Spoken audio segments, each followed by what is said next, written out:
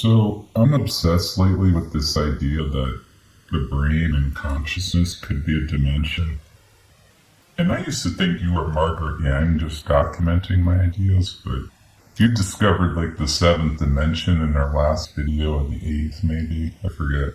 But you have your own ideas now, and this latest idea of yours is great. So can you tell us what it is? Yeah, we were talking about how consciousness is a dimension and how the Higgs field gives matter to most particles. And the fact that consciousness doesn't have mass means that it doesn't interact with the Higgs field. Right. That's amazing. At least as far as we know, consciousness doesn't have mass. Yeah. But the fact that we can't figure out what consciousness is, and it doesn't interact with the Higgs field and gain mass. But our bodies do. That's why our bodies feel kind of like... Do other dimensions interact with the Higgs field and gain mass? Like, does time? I don't know. I don't think so. Time doesn't have mass. Yeah. And then directions, up, down, X, Y, Z, do they interact with the Higgs field and gain mass? No. So consciousness, again, has a property of a dimension. It's massless, as far as we know. It's pretty good. The big takeaway is what? That it supports it supports that it is another dimension because it doesn't interact with the Higgs field and is massless. Yeah, it also explains why physicists are so puzzled by consciousness. Yeah. None of them seem able, neuroscientists, none of them seem able to even get the slightest grasp of what it is. Mm-hmm. It's very similar to time, which is a dimension. We can't quite... I feel like I know what it is. I've talked about it, but most physicists don't have a great explanation for time. Yeah. And we just watched in that video, too, that photons don't interact. Is that right? They don't have mass and don't interact with the Higgs field. Yeah, photons don't interact with the Higgs field. So I have to wonder maybe what's similar between photons and consciousness. That's a great point. What if consciousness is a form of electromagnetism? Because that's ultimately what a photon is. Mm-hmm. It's the electromagnetic field. Yeah. And when people die, they say, "Oh, I saw the light." I associate electricity with light. Mm-hmm. I know it's not a perfect correlation, but it leads, that field, the electromagnetic field, leads to light. So maybe there's something with that. They lose consciousness. You'd think they'd see darkness. It's kind of weird they see light.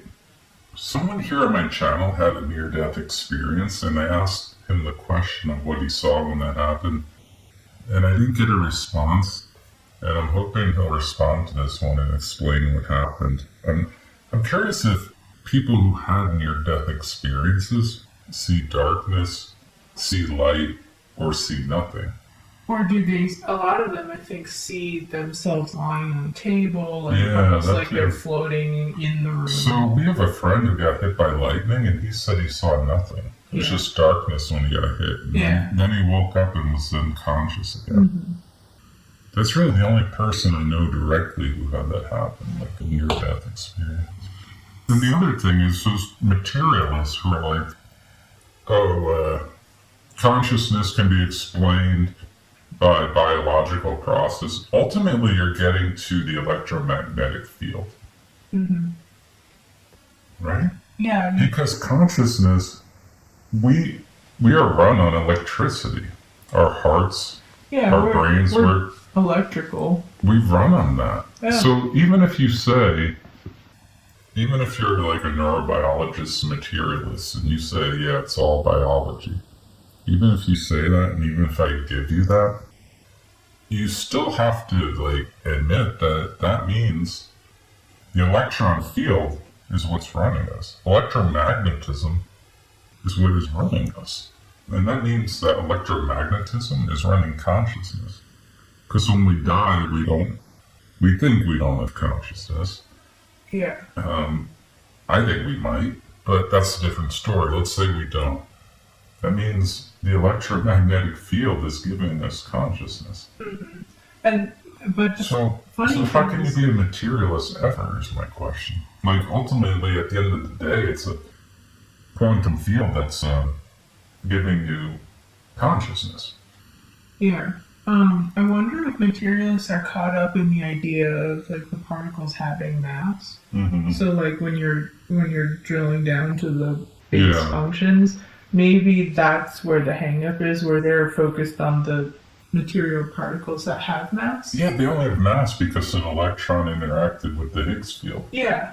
Yeah. So, again, you're back to, ultimately, at the end of the day, consciousness appears to be electromagnetism.